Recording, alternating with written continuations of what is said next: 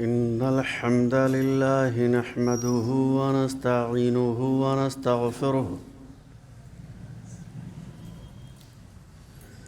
ونعوذ بالله من شرور أنفسنا ومن سيئات أعمالنا من يهده الله فلا مضل له ومن يضلله فلا هادي له وأشهد أن لا إله إلا الله وحده لا شريك له وأشهد أن محمدًا عبده ورسوله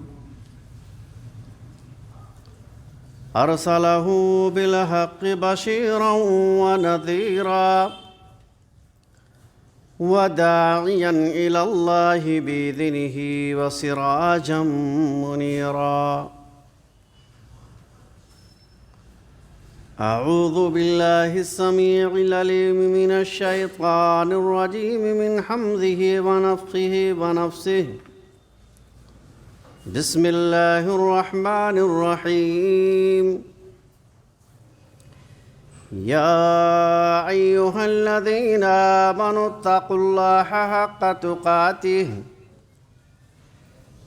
ولا تموتن إلا وأنتم مسلمون يا أيها الناس اتقوا ربكم الذي خلقكم من نفس واحدة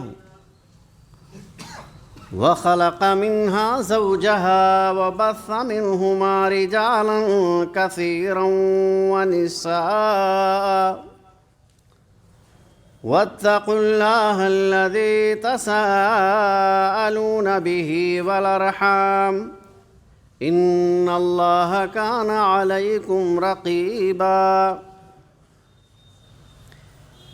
يا أيها الذين آمنوا اتقوا الله وقولوا قولا سديدا يصلح لكم أعمالكم ويغفر لكم ذنوبكم ومن يطع الله ورسوله فقد فاز فوزا عظيما أما بعد فإن خير الحديث كتاب الله وخير الهدي هدي محمد صلى الله عليه وسلم وشر الأمور محدثاتها وكل محدثة بدعة وكل بدعة ضلالة وكل ضلالة في النار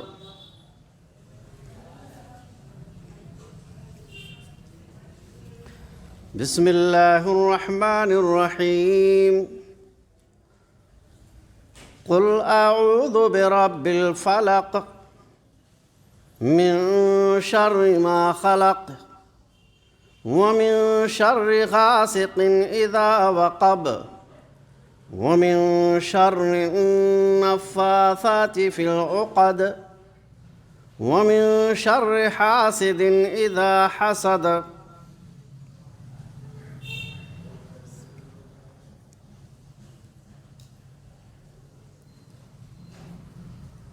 بغض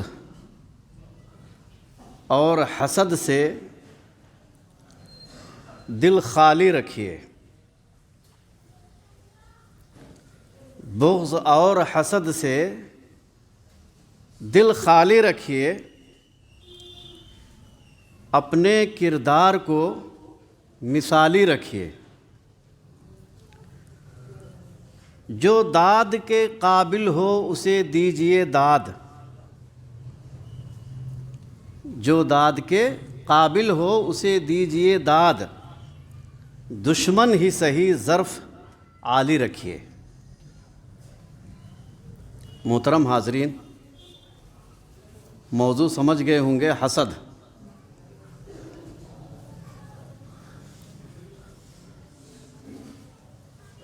حسد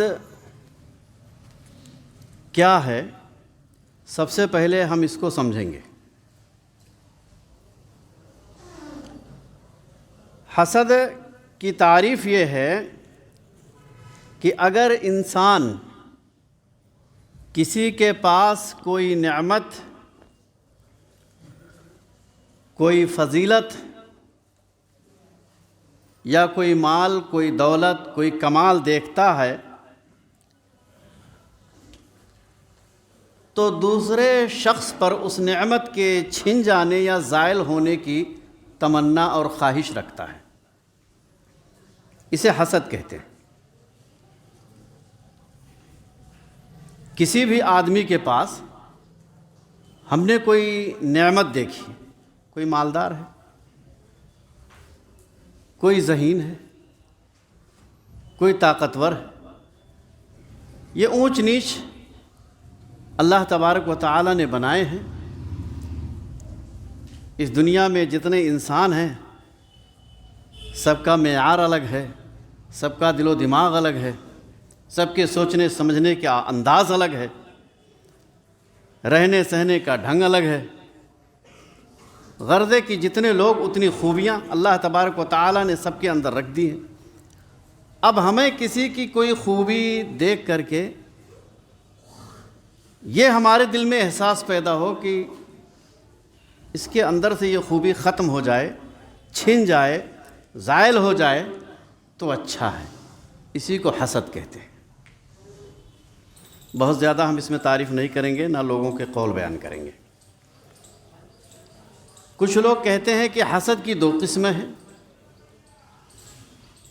ایک یہی حسد جس کی تعریف میں نے کی ہے، اور دوسری یہ کہتے ہیں کہ دوسرا حسد یہ ہے کہ آدمی کسی کے پاس کوئی نعمت یا کوئی خوبی یا کوئی اچھائی دیکھے تو صحیح، دیکھنے کے بعد وہ یہ سوچے کہ ہمارے پاس بھی ایسی خوبیاں ہو جائیں یا ہمیں بھی ایسی نعمت مل جائے،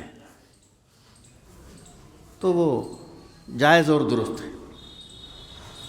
یعنی اس کے سامنے والے کے زائل ہونے کی تمنا نہ کرے، اور اگر یہ چاہتا ہے کہ یہ خوبی ہمارے پاس بھی ہو جائے تو اسے کہتے ہیں رشک، عربی میں کہتے ہیں غبطہ، یہ جائز ہے۔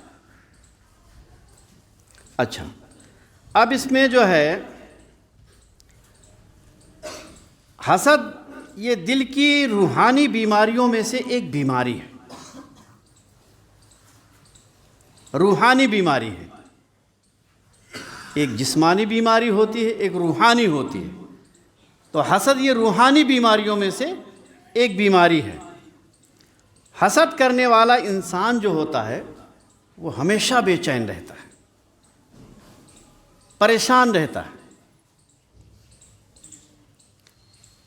اتنا پریشان رہتا ہے کہ بسا اوقات اپنے حسد کی آگ میں جل کر وہ ختم ہی ہو جاتا ہے۔ اتنی خطرناک بیماری ہے۔ کسی نے کہا ہے کہ سانپ اپنے زہر سے نہیں مرتا ہے، سانپ اپنے زہر سے نہیں مرتا ہے، لیکن انسان اپنی حسد کی آگ میں جل کر مر جاتا ہے۔ اتنا خطرناک حسد زہر ہے، مہلک مرض ہے، آدمی کو ڈپریشن میں مبتلا کر دیتا ہے۔ تو بہرحال کچھ بیماریاں ایسی ہیں جو اسے پکڑ لیتی ہیں، اور اس سے بہت ساری وہ ان بیماریوں کا شکار ہو جاتا ہے، جیسے بدگمانی ہے۔ حسد جب آدمی کرتا ہے نا تو اسے بدگمانی بھی ہو جاتی ہے، غصے کی آگ میں وہ جلتا رہتا ہے، بہت جلد غصہ ہوتا ہے، جلتا رہتا ہے، بغض اور نفرت پیدا ہو جاتی ہے، دشمنی اور حسرت ہو جاتی ہے، ڈپریشن اور غم ہو جاتے ہیں، بہت ساری بیماریاں ہیں۔ اور بعض حکماء کا کہنا ہے کہ ثلاثۃ لا یحنو یصاحبها عیش الحقد والحسد وسوء الخلق۔ 3 چیزیں ایسی ہیں کہ جس کے اندر پائی جائیں گی تو اس کی زندگی خوشگوار نہیں ہوتی ہے۔ 3 بیماریاں ایسی ہیں اخلاقی کہ جس کے اندر پائی جائیں گی تو اس کی زندگی کبھی خوشگوار نہیں ہو سکتی ہے۔ وہ کیا ہیں؟ ایک بغض ہے، دوسرا حسد ہے، اور تیسرا جو ہے وہ بد اخلاقی ہے۔ اب حسد کو ہم قرآن کی روح سے دیکھتے ہیں کہ قرآن میں اللہ تبارک و تعالیٰ نے اس کا ذکر کیا ہے۔ تو حسد الفاظ کے ساتھ اللہ تبارک و تعالیٰ نے قرآن مجید میں 4 مقامات پر ذکر فرمایا ہے۔ پہلا ہے وَدَّ كَثِيرٌ مِّنْ أَهْلِ الْكِتَابِ لَوْ يَرُدُّونَكُم مِّن بَعْدِ إِيمَانِكُمْ كُفَّارًا حَسَدًا مِّنْ عِندِ أَنفُسِهِم مِّن بَعْدِ مَا تَبَيَّنَ لَهُمُ الْحَقُّ فَاعْفُوا وَاصْفَحُوا حَتَّى يَأْتِيَ اللَّهُ بِأَمْرِهِ إِنَّ اللَّهَ عَلَىٰ كُلِّ شَيْءٍ قَدِيرٌ۔ سورہ بقرہ سورہ نمبر 2 آیت نمبر 109۔ اللہ تبارک و تعالیٰ نے اس میں بیان فرمایا بہت سے اہل کتاب چاہتے ہیں، وَدَّ كَثِيرٌ مِّنْ أَهْلِ الْكِتَابِ، بہت سے اہل کتاب یہود و نصارہ چاہتے ہیں، کیا چاہتے ہیں؟ لَوْ يَرُدُّونَكُم مِّن بَعْدِ إِيمَانِكُم، کہ وہ تمہیں تمہارے ایمان سے ہٹا کر کے دوبارہ کافر بنا دیں۔ ان کی یہ خواہش ہوتی ہے کہ جس ڈگر پر، جس راستے پر آپ چل رہے ہو، جو نعمت آپ کو ملی ہے، اس نعمت سے ہٹا کر کے آپ کو پھر سے یہ مرتد کر دیں، کافر بنا دیں۔ حسدا من عند انفسہم، یہ ایسا کیوں کرتے ہیں؟ یہ اپنے دلوں کی حسد کی وجہ سے کرتے ہیں، انہیں حسد ہے۔ آپ نے سنا ہوگا کہ تمام انبیاء کا سلسلہ نبیوں کا جو چلا آ رہا تھا، یعقوب علیہ السلام کے ایک ہی بیٹے اسحاق علیہ السلام کی نسل سے یہ سلسلہ چلا آ رہا تھا۔ تو اہل یہود جو ہے وہ تمنا کرتے تھے کہ سارے نبیوں کا سلسلہ ہمارے میں ہی چلے گا، یہ ہماری جاگیرداری ہے، لیکن اللہ تبارک و تعالیٰ کو منظور کچھ اور تھا، اور یعقوب علیہ السلام کے دوسرے بیٹے اسماعیل علیہ السلام کی نسل سے محمد صلی اللہ علیہ وسلم کو بھیج دیا۔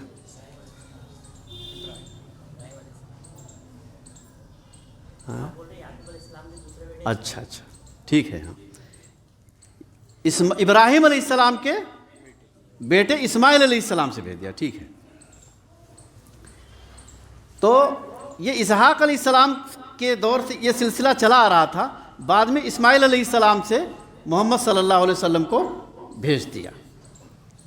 اب یہ جل بھن گئے، حسد کرنے لگ گئے کہ ہمیں یہ نعمت تو ملی نہیں، ہمارے خاندان میں یہ نعمت آئی نہیں، دوسرے میں چلی گئی۔ تو حسد کی وجہ سے یہ چاہتے تھے کہ یہ بھی کافر ہو جائیں۔ تو لو یردونکم من بعد ایمانکم کفارا حسدا من عند انفسہم من بعد ما تبین لہم الحق، حق واضح ہو جانے کے بعد بھی، پتہ تھا ان کو سب کچھ، ان کی کتاب توریت میں بھی یہ ساری باتیں موجود تھیں، آخری نبی کی نشانیاں سب کچھ، لیکن اس کے باوجود بھی اس طرح کی حرکتیں کرتے تھے۔ فاعفوا واصفحوا، اللہ تبارک و تعالیٰ نے بیان فرمایا ان کو معاف کرو، درگزر فرماؤ۔ اس کے بعد آگے بیان فرمایا حتی یأتی اللہ بامرہ، یہاں تک کہ اللہ تبارک و تعالیٰ اپنا کوئی حکم لے آئے۔ ان اللہ علی کل شیء قدیر، بے شک اللہ تبارک و تعالیٰ ہر چیز پر قادر ہے۔ تو حسد کا لفظ جو ہے سورہ بقرہ میں آیت نمبر 109 پر یہاں اللہ تبارک و تعالیٰ نے ذکر فرمایا ہے۔ دوسری، اسی طریقے سے سورہ نساء میں اللہ تبارک و تعالیٰ نے 54 نمبر کی آیت ہے، 4 نمبر کی سورہ ہے، 3 نمبر کی 4 ہے، چوتھے نمبر کی سورہ ہے سورہ نساء۔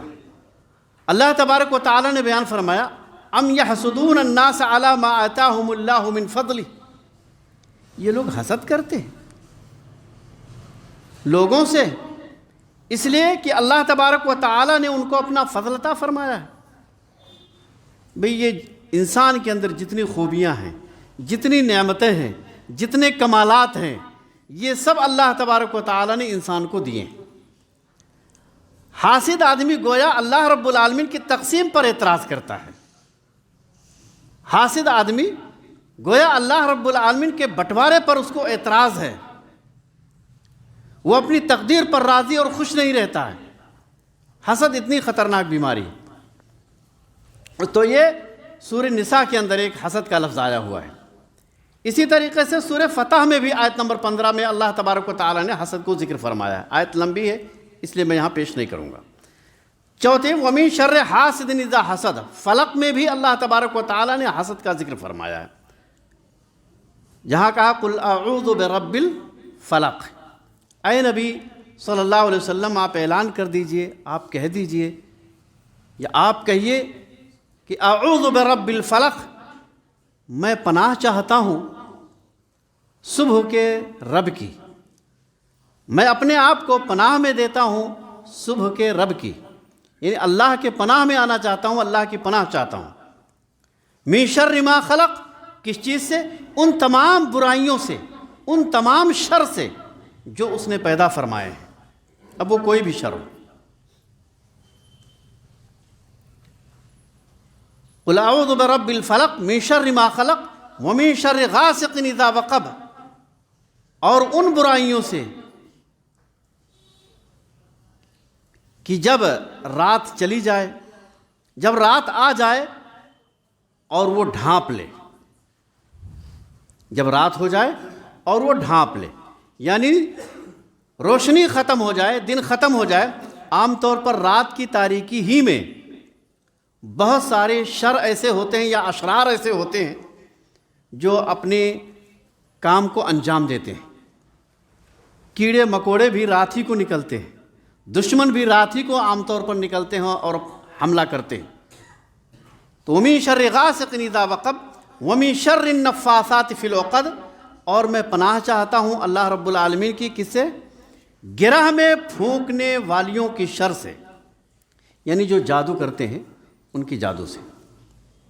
وَمِن شَرِّ حَاسِدٍ اِذَا حَسَدَ، اور حاسد کے شر سے جب وہ حسد کرے۔ یہاں بھی اللہ تبارک و 4 مقامات ایسے ہیں جہاں حسد خصوصی طور پر، لفظی طور پر اللہ تبارک و تعالیٰ نے ذکر فرمائے ہیں قرآن میں۔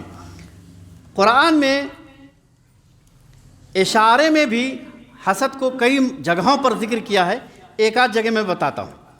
جیسے سورہ یوسف میں آیت نمبر 8 اور 9 کے اندر اللہ تبارک و تعالیٰ نے بیان فرمایا اِذْ قَالُوا لَيُوسُفُ وَأَخُوهُ أَحَبُّ إِلَىٰ أَبِينَا مِنَّا وَنَحْنُ عُصْبَةٌ إِنَّ أَبَانَا لَفِي ضَلَالٍ مُّبِينٍ اقْتُلُوا يُوسُفَ أَوِ اطْرَحُوهُ أَرْضًا يَخْلُ لَكُمْ وَجْهُ أَبِيكُمْ وَتَكُونُوا مِن بَعْدِهِ قَوْمًا صَالِحِينَ۔ یہ اِذْ قَالُوا، جب انہوں نے کہا کہ یقیناً یوسف و اخوہ، اور اس کا بھائی یوسف علیہ السلام اور ان کے بھائی بنیامین کے بارے میں، ان کے دیگر جو دوسرے بھائی تھے، انہوں نے کہا کہ اِلیٰ ابینا منا، ہمارا باپ ہم سے زیادہ محبت کرتا ہے ان سے۔ احب الیٰ ابینا منا، ہم سے زیادہ ان سے محبت کرتا ہے ان دونوں سے۔ ونحن عصبہ، حالانکہ ہم ایک قوی جماعت ہیں، ہم طاقتور ہیں، وہ ابھی چھوٹے ہیں، وہ کسی کام کے لائق بھی نہیں ہیں، اور ہم سارا کام کرتے ہیں، ہم طاقتور ہیں، ہم ساری چیزیں کرتے ہیں، لیکن پھر بھی ہمارا باپ جو ہے ان دونوں سے بہت محبت رکھتا ہے۔ ان ابانا لفی ضلال مبین، بے شک ہمارا باپ کھلی ہوئی غلطی پر ہے، ہمارے ابو غلط کام کر رہے ہیں یہ ان دونوں سے محبت کر کے۔ پھر آگے بیان فرمایا، ایک پلان بنائی ان لوگوں نے کہ اقتلوا یوسف، ایک کام کرو، محبت کرتے ہیں نا، یوسف کو ہی قتل کر دو، اقتلوا یوسف، یوسف کو قتل کر دو، او اطرحوہ ارضا، یا اسے تم لوگ ایک ایسی زمین میں چھوڑ دو جہاں کوئی نہ ہو، بے یار و مددگار، کہیں دور لے جا کر کے اس کو زمین میں چھوڑ دو۔ اس کے بعد یخل لکم وجہ ابیکم، پھر بیان فرمایا اگر ایسا کر دو گے تو تمہارے لیے تمہارے باپ کی محبت اکیلے ہو جائے گی، اکیلے تمہارے لیے ہو جائے گی۔ وَتَكُونُ مِن بَعْدِهِ قَوْمًا صَالِحِينَ، اور جب ایسا کر لینا اس کے بعد توبہ استغفار کر لینا، نیک لوگوں میں شامل ہو جانا۔ یہ پلان کی۔ تو یہاں بھی حسد کی بو آ رہی ہے، اشارتاً اللہ تبارک و تعالیٰ نے یہاں حسد کا تذکرہ فرمایا ہے۔ اس کے بعد دوسری جگہ وَاتْلُ عَلَيْهِمْ نَبَأَ ابْنَيْ آدَمَ بِالْحَقِّ، ان کے اوپر آدم علیہ السلام کے دونوں بیٹوں کا قصہ بیان کرو۔ آدم علیہ السلام کے دونوں بیٹے کون کون؟ حابیل اور قابیل کے بارے میں۔ اذ قربا قربانا، جب انہوں نے قربانی پیش کی اللہ کے حضور، فتقبل من احدہما، تو ان دونوں میں سے ایک کی قربانی تو اللہ تبارک و تعالیٰ نے قبول کر لی، ولم یتقبل من الآخر، لیکن دوسرے کی قربانی اللہ تبارک و تعالیٰ نے قبول نہیں کی۔ حابیل نیک سیرت انسان تھا، اس کی قربانی اللہ تبارک و تعالیٰ نے قبول کر لی، لیکن قابیل جو ہے نافرمان اور بڑا ہی اڑیل قسم کا تھا، اس کی قربانی اللہ تبارک و تعالیٰ نے قبول نہیں کی۔ پھر کیا ہوا؟ قال لأقتلنک، اس نے کہا میں تجھے قتل کر دوں گا، ضرور ضرور مار دوں گا۔ جب اس کی قربانی قبول ہو گئی، اب یہاں دیکھیے حسد، کہہ رہا میں تجھے قتل کر دوں گا۔ قال انما يتقبل اللہ من المتقین، اس نے کہا بے شک اللہ تبارک و تعالیٰ متقیوں کی ہی قربانیاں قبول کرتا ہے، متقی اور پرہیزگار لوگوں کی قربانیاں اللہ تبارک و تعالیٰ قبول کرتا ہے، سب کی نہیں کرتا۔ لئن بسطت الی یدک لتقتلنی، اگر تو نے اپنا ہاتھ میری طرف قتل کرنے کے لیے بڑھایا، ما انا بباسط یدی الیک لاقتلک، تو میں اپنا ہاتھ تیری جانب نہیں بڑھاؤں گا قتل کرنے کے لیے تجھے۔ اگر تو مجھے قتل کرے گا ٹھیک ہے قتل کر دے، لیکن میں تجھے قتل نہیں کرتا۔ انی اخاف اللہ رب العالمین، میں اللہ تبارک و تعالیٰ سے ڈرتا ہوں۔ انی ارید ان تبوء باسمی و اسمک فتکون من اصحاب النار وذلک جزاء الظالمین۔ کیا کہا؟ میں تو یہ چاہتا ہوں، میں چاہتا ہوں، انی ارید ان تبوء اسمی، کہ تو میرا بھی گناہ اور اپنا بھی گناہ لے کر کے جا، فتکون من اصحاب النار، اور تو جہنم والوں میں سے ہو جا، وذالک جزاء الظالمین، اور ظالموں کا یہی بدلہ ہے۔ فطوعت لہ نفسہ قتل اخیہ، اس نے اپنے بھائی کے قتل کے لیے جو ہے وہ آمادہ ہو گیا، اور اس نے فقتلہ، اس کو قتل کر دیا۔ فاصبح من الخاسرین، اور وہ خسارہ پانے والوں میں سے ہو گیا۔ یہاں بھی حسد کی بو آ رہی ہے، قربانی قبول ہو گئی، لیکن اس نے دیکھا کہ میرے بھائی کی قربانی قبول ہو رہی ہے، تو اس کو جلن میں اس نے جو ہے کہا میں تجھے مار دوں گا، اور اس کو مار دیا۔ اس کے بعد سورہ قلم میں بھی اللہ تبارک و تعالیٰ نے بہت ساری جگہیں ہیں، بس میں دو ایک جگہ بتا رہا ہوں آپ کو۔ وَإِن يَكَادُ الَّذِينَ كَفَرُوا لَيُزْلِقُونَكَ بِأَبْصَارِهِمْ لَمَّا سَمِعُوا الذِّكْرَ وَيَقُولُونَ إِنَّهُ لَمَجْنُونٌ، یہ کافر چاہتے ہیں، قریب ہے کہ وہ آپ کو اپنی نگاہوں سے پھسلا دیں، گرا دیں اپنی نگاہوں سے۔ حسد ہے یہ چاہتے ہیں۔ لما سمعوا الذکر، جب یہ نصیحت کو سنتے ہیں، قرآن کو سنتے ہیں، وَيَقُولُونَ إِنَّهُ لَمَجْنُونٌ، اور کہتے ہیں کہ یہ تو مجنون ہے۔ تو یہ قرآن کے روح سے میرے بھائیوں اور دوستوں حسد کی خرابیاں آپ کے سامنے پیش کی گئیں۔ آپ نے قرآن کو سنا کہ اللہ تبارک و تعالیٰ نے کیسے کیسے قصے اور واقعات بیان کیے ہیں کہ انہوں نے حسد کیے، اور حسد میں جو ہے جا کر کے خون خرابہ کیا۔ حسد ایک ایسی بیماری ہے کہ آدمی کی نیکیوں کو کھا جاتی ہے، جیسے لکڑی ہوتی ہے، آگ ہوتی ہے، لکڑی کو کھا جاتی ہے، ایسے ہی انسان کی نیکیاں، انسان کی اچھائیاں یہ ختم ہو جاتی ہیں حسد کی بدولت۔ دیکھیے اب حدیث کے روح سے اللہ کے رسول صلی اللہ علیہ وسلم نے اس سلسلے میں کیا بیان فرمایا۔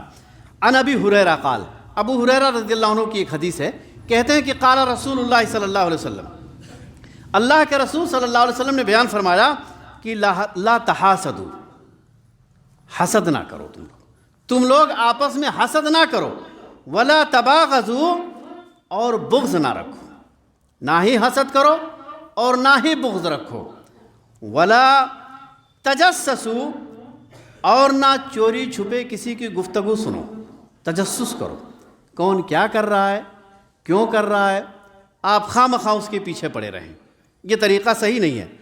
ولا تحسسوا، اور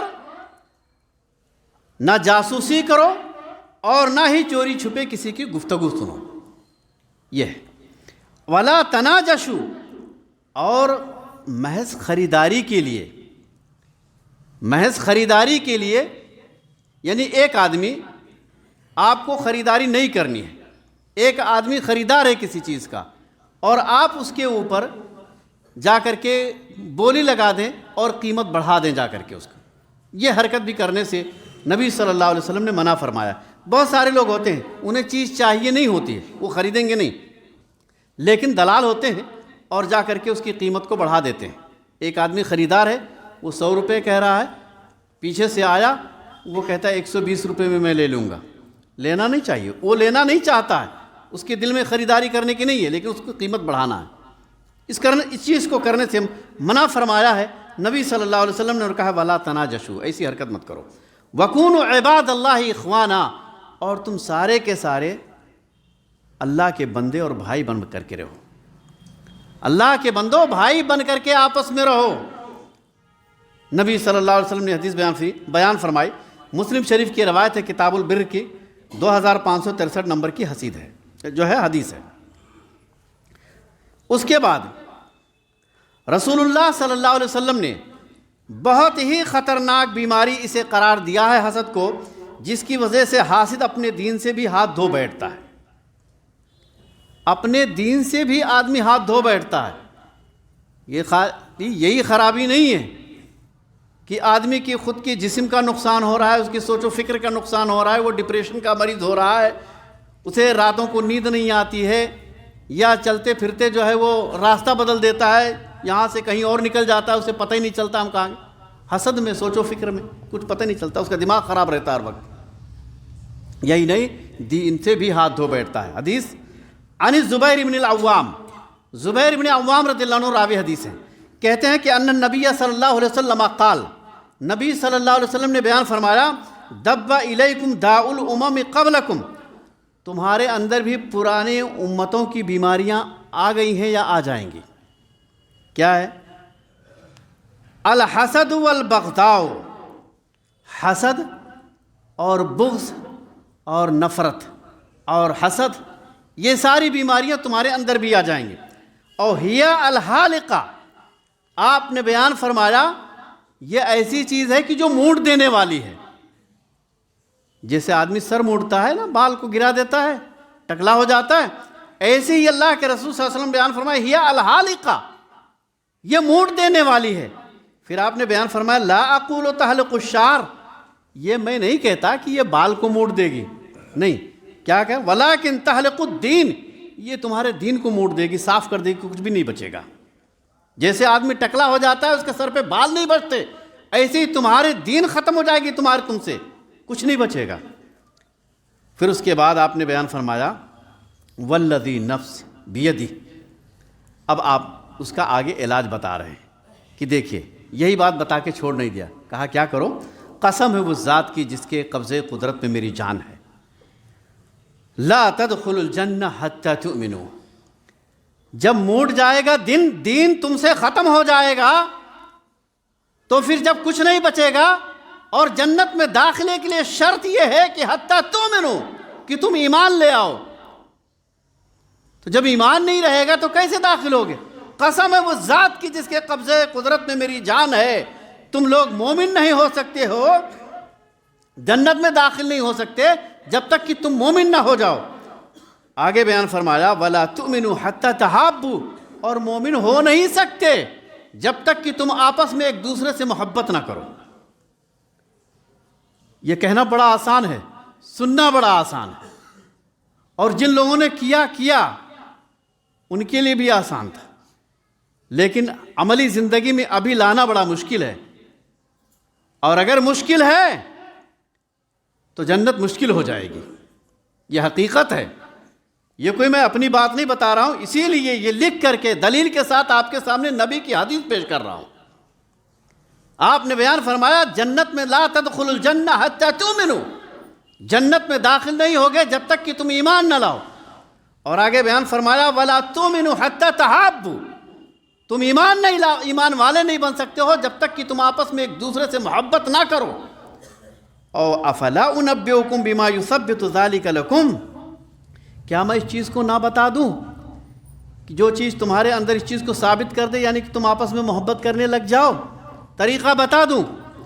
کہا افشوا السلام بینکم، آپس میں ایک دوسرے کے درمیان سلام پھیلاؤ۔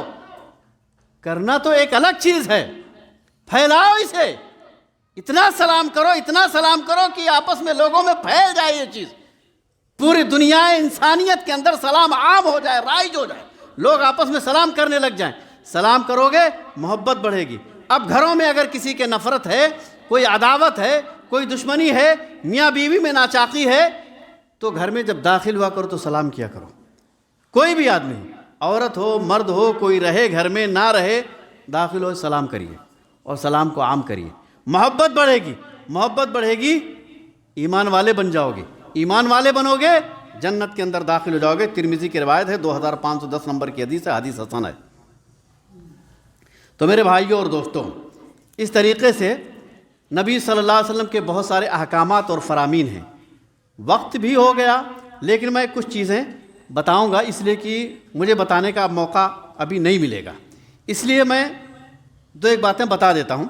حسد کے کچھ اسباب ہیں۔ حسد آدمی کرتا کیوں، وہ کس وجہ سے کرتا ہے، وہ اسباب میں جو ہے بالکل بغیر دلیل کے میں پوائنٹ صرف ذکر کر دیتا ہوں، ٹھیک ہے، کیونکہ موقع نہیں ہے کہ ہم یہاں دلیل ذکر کریں۔ پہلی چیز، تقسیم رزق پر عدم قناعت اور ناراضگی۔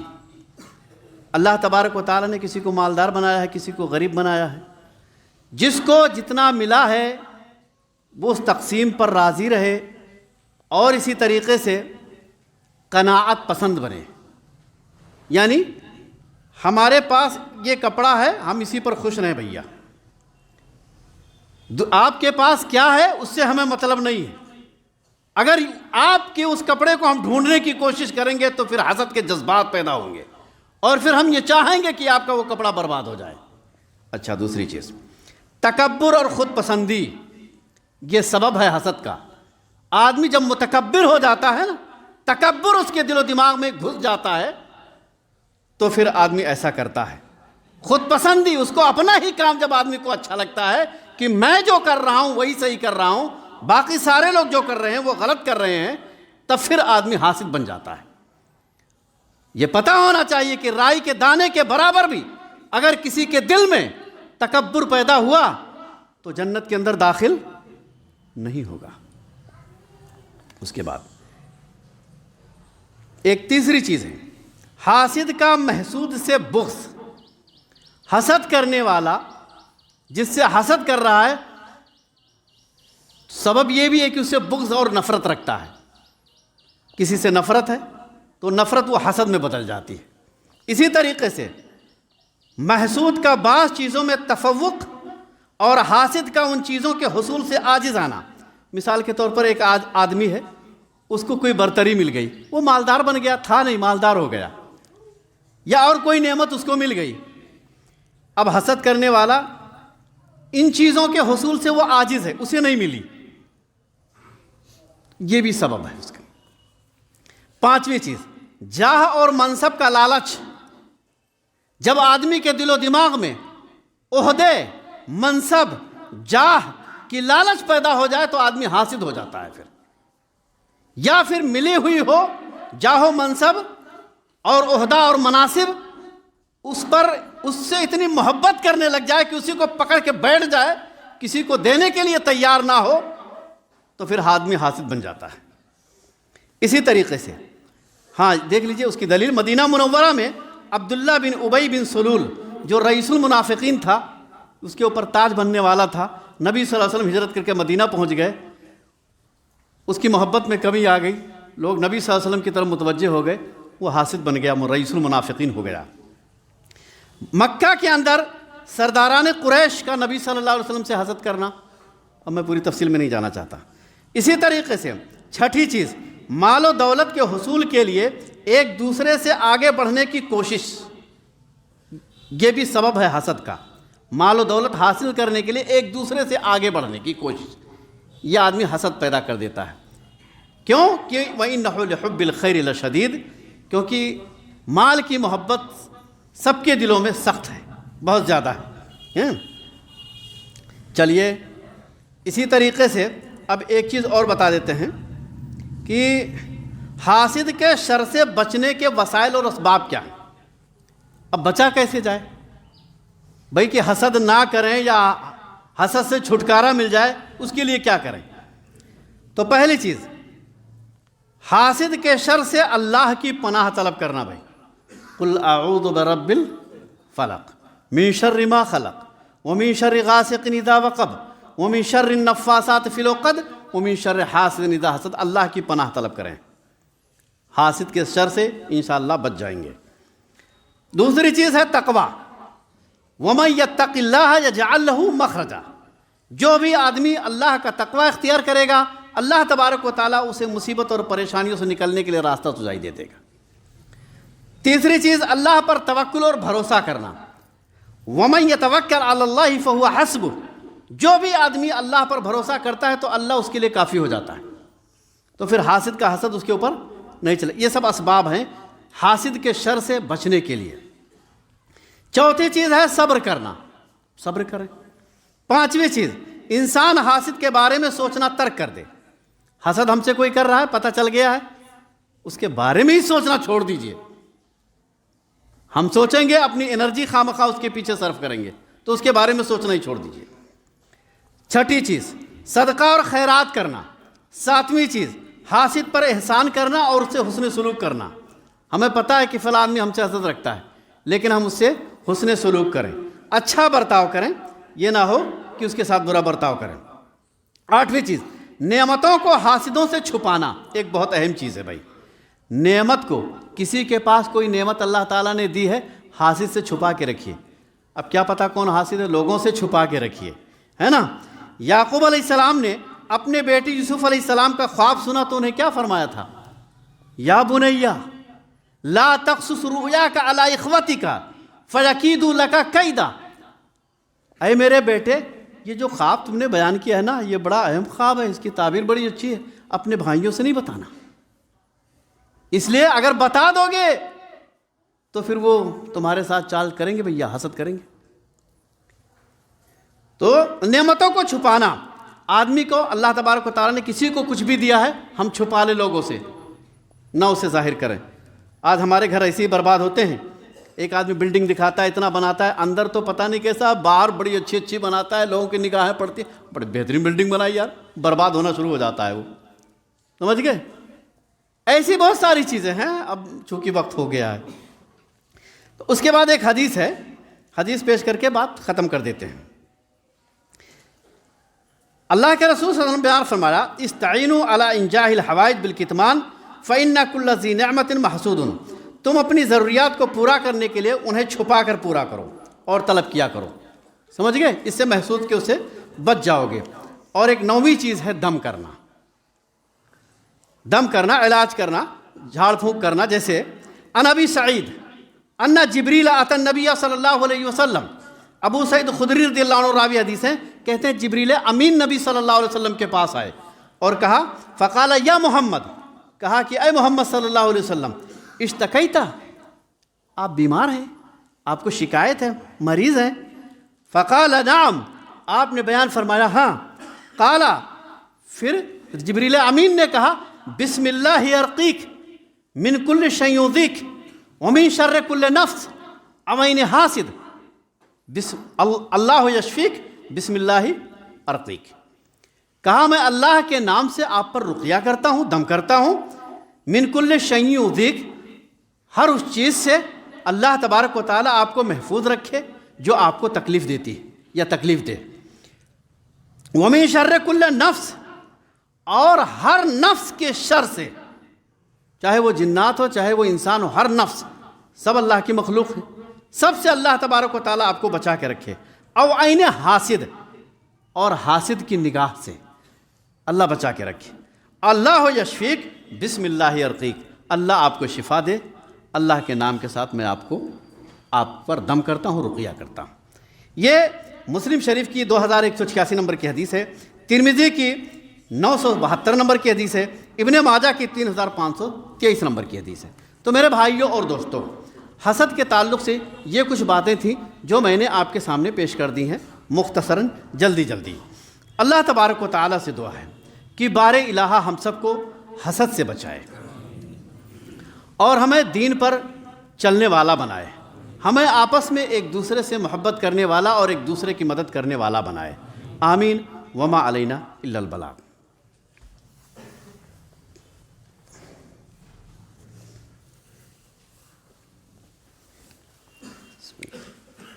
الحمد للہ رب العالمین والعاقبۃ للمتقین والصلاة والسلام علی رسولہ الکریم وعلی آلہ وصحبہ اجمعین، اما بعد، اعوذ باللہ السمیع العلیم من الشیطان الرجیم من حمزہ ونفخہ ونفثہ، بسم اللہ الرحمن الرحیم۔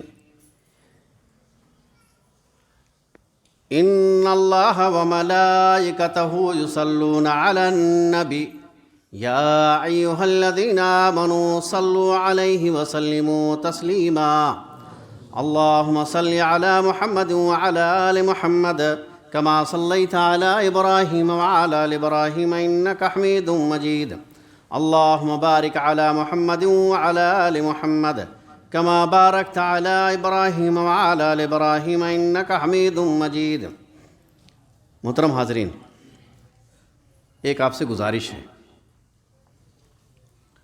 مسجد کے لیے جو ہے انورٹر کے لیے 2 بیٹری کی ضرورت تھی، بیٹری خرید لیا ہے کمیٹی نے، ایک کا پیسہ جمع کر دیا ہے 10,000 روپے، دوسرے کا دینا باقی ہے 10,000 روپے، اور ظاہر سی بات ہے آپ ہی لوگ تعاون کرتے ہیں اور کریں گے، اس لیے آپ سب سے گزارش ہے کہ کم از کم اتنا پیسہ تو دے ہی دیں کہ اس بیٹری کی قیمت ادا کی جا سکے۔ ایک اعلان ہو گیا۔ دوسرا یہ ہے کہ عشاء کی نماز پرانے روٹنگ پر ہوگی، یعنی جو پچھلا جو وقت تھا کل چینج کر دیا گیا تھا ٹائم، لیکن چینج نہیں ہوگا، وہ پچھلے ہی ٹائم پر عشاء کی اذان اور جماعت ہوگی۔